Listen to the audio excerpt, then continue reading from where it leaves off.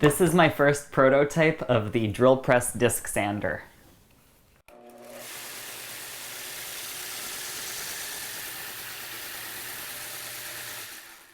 It uses a right-angle drill chuck to adapt the drill press's axis of rotation and a lazy Susan bearing to support the sanding disc. Now, as you can see, it's a very crude prototype, just a few pieces of wood held together with clamps, but it's a successful proof of concept, so let's take this to the design tool and see if we can make it any better. I'm drawing this up in my new favorite 3D CAD program, Fusion 360. Looking at the drawing, it's not long to realize that the extended sanding platform makes the unit bulky to store. It would be nice to get rid of it, but the extension is currently used to secure the sander to the drill press table.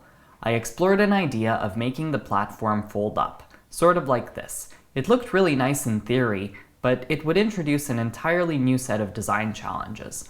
Eventually it occurred to me that drill press tables can tilt, so I can move the drill press table over here and clamp the sander on from the side. At first it didn't look like the 9-inch sanding disc I have would fit in the available space, but thanks to asymmetry of the drill press table, I can turn it around, and now it should fit. Here's the new design. The philosophy was to keep this project as simple as possible, so everything is cut from one material and all parts share a common side length in order to make construction faster. This is 3/4 inch birch plywood.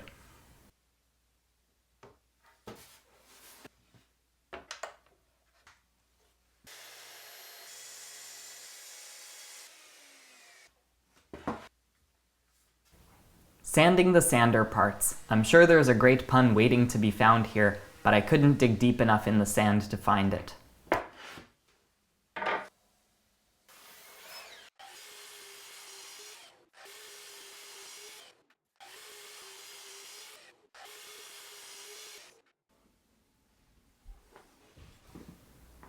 To fasten this project together, I'm using drywall screws, 2 per joint.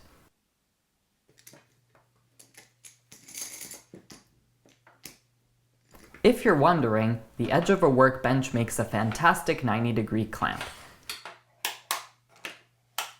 Now marking hole locations, punching centers, pre-drilling. By the way, since learning to drill with both hands, I've been so much more efficient. Drilling countersinks and driving the screws.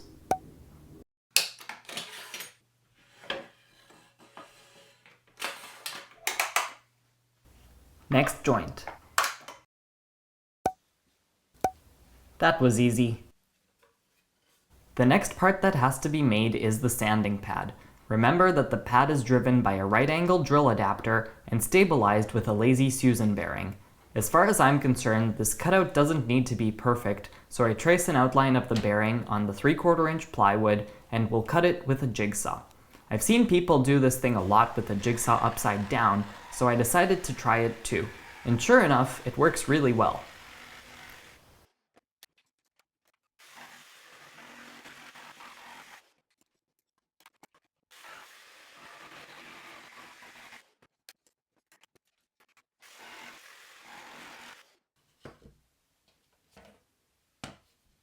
Now the million-dollar question, how will this right-angle adapter that only accepts a 1/4 inch hex shank bit connect to the sanding pad?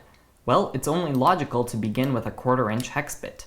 Yes, I inserted into the adapter backwards. The hole is deep enough that it still grabs a good hold. On the other side, a 1/2 inch set screw will accept the 1/4 inch hex shank perfectly. The set screw will be driven into the plywood sanding pad, and that's how it's going to spin. If you're making a drill press disc sander, I figure you'd probably have a drill press, so I'll use it to make sure the set screw goes into the pad perfectly square. A 7/16 inch diameter hole is drilled a 1/2 inch deep. To insert the set screw, I'll chuck up the 1/4 inch hex bit and manually run the drill while applying pressure with the drill press table. It's very important that the sanding pad spins true, and this is the way to guarantee that the set screw does not go in on an angle.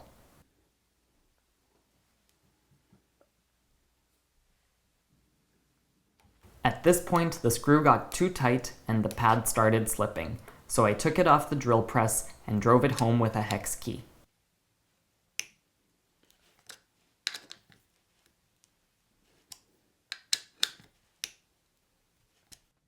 With the sanding pad ready, the Lazy Susan bearing can be attached.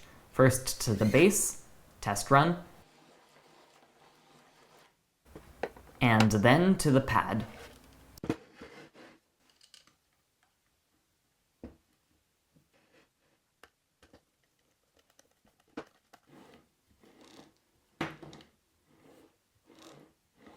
Soon it will look like this, but let's not forget to actually put the sandpaper on. This is a 9-inch adhesive-backed pad of 80 grit paper.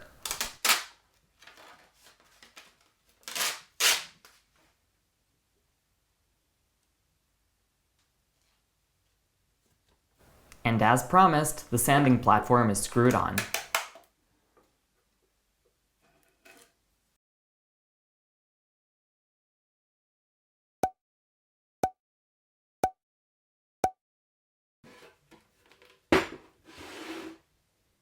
Before this machine goes into service, I'll get a bit of silicone spray into the bearing to minimize friction.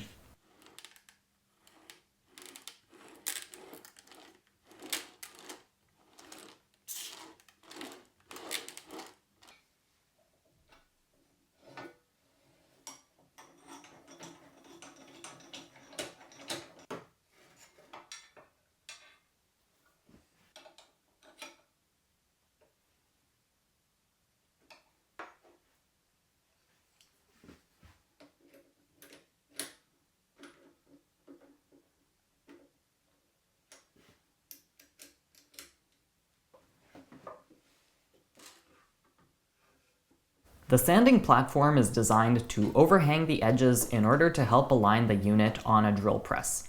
A single clamp should be good enough to hold it in place.